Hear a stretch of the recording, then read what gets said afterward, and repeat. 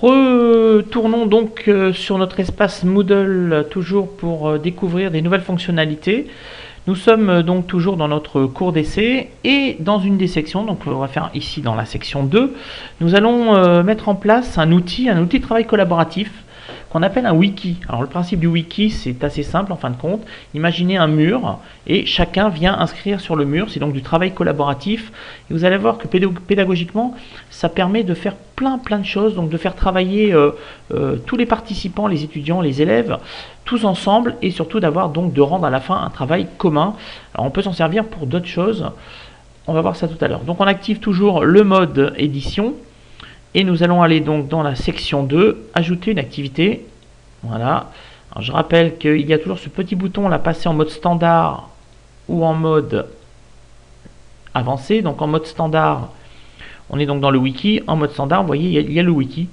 Donc il appartient au mode standard. Personne avancée sinon. Donc toujours pareil, sur la droite, vous avez l'explication de ce qu'est un wiki. Très bien expliqué.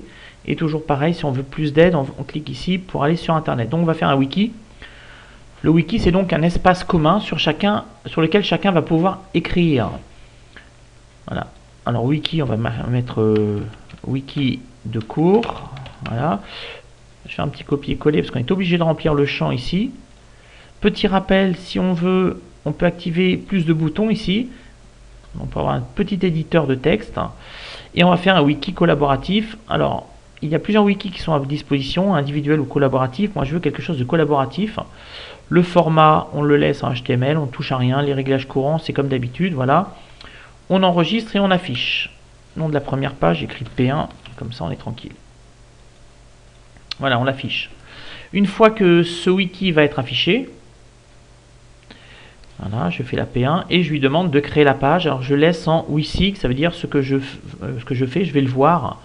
On peut avoir d'autres formats un peu plus bizarres. On va le laisser dans celui-là. Donc on va créer notre première page. Voilà. Et il suffira ici aux élèves et aux étudiants ou aux participants de cliquer à chaque fois pour afficher, modifier les éléments. Alors je vais par exemple que pensez-vous du livre de ce jour? On va peut-être parler d'un livre aujourd'hui lors d'un cours. Hop, point d'interrogation. Et chacun va pouvoir, on aurait pu très bien le faire dans le forum, hein, lancer des idées, etc. Mais ici, je veux un travail un peu plus structuré. Et donc, on va voir comment on peut faire. Donc ici, la page, une fois qu'elle est faite, je clique à chaque fois sur enregistrer. J'oublie pas. Voilà. Et on va aller voir ce que ça donne. Voilà, ça affiche ça. Un élève peut venir dans quelques instants. Hop, il clique sur modifier et il va rajouter des éléments. Alors voilà ce que ça donne une fois que le wiki est rempli. Alors l'idée ici, c'était de demander les compétences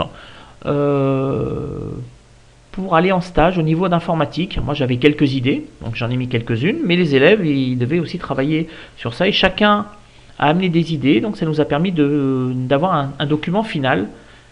Donc je clique dessus, vous allez voir ce que ça donne. Donc des fiches de compétences, voilà.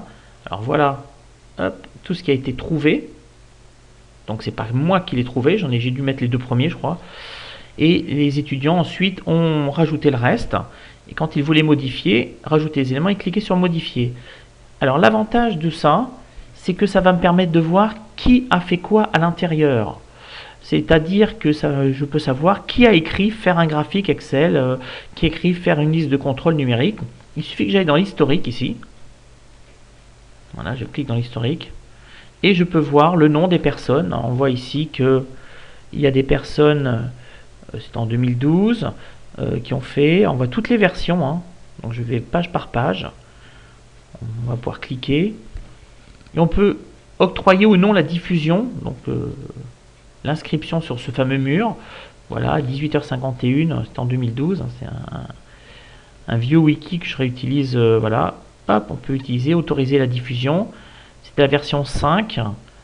Alors, juste après moi, qui est fait en première version, il y a cet élève qui s'appelle Nadira, qui l'a complété.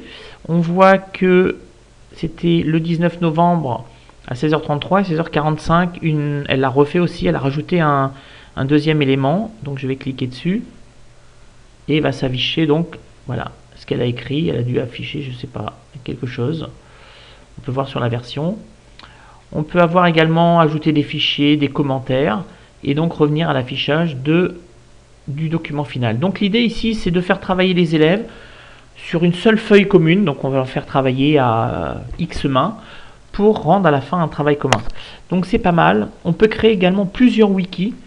Alors nous, on s'en sert également pour les stages. C'est-à-dire que les élèves, quand ils sont en stage à l'étranger, doivent compléter, on va regarder ça, BTS stage, doivent compléter un tableau pour nous raconter toutes les semaines tout ce qu'ils font. Alors, déposer ici, identification des stages, on va le trouver. Voilà, on a toutes les semaines ici. Donc je clique par exemple sur semaine 3. L'avantage, c'est que non seulement les enseignants peuvent voir ce que les élèves ont fait, mais également les camarades peuvent voir ce qui a été fait. On voit cet élève là, Sevda, qui a raconté cette semaine, j'ai découvert un nouveau logiciel, etc., etc. Ça leur sert en même temps de carnet de bord pour ensuite à l'examen pouvoir se souvenir de tout ce qu'ils ont fait. Voilà, tous les élèves ont rempli, parce qu'il y a une obligation de remplir. Voilà. Alors on avait fait sous forme d'un tableau. Ça ne présente pas très bien sous forme de tableau, mais c'est extrêmement intéressant, puisqu'après ça permet, on voit notre élève Mathilde là, qui a fait elle jour après jour son carnet de bord, en fin de compte elle a fait là-dessus, ce qui lui permet l'année suivante de récupérer toutes ces informations. Donc le principe du wiki, c'est une sorte de mur, hein, et chacun vient inscrire les informations qui seront vues par les autres. Voilà pour le wiki.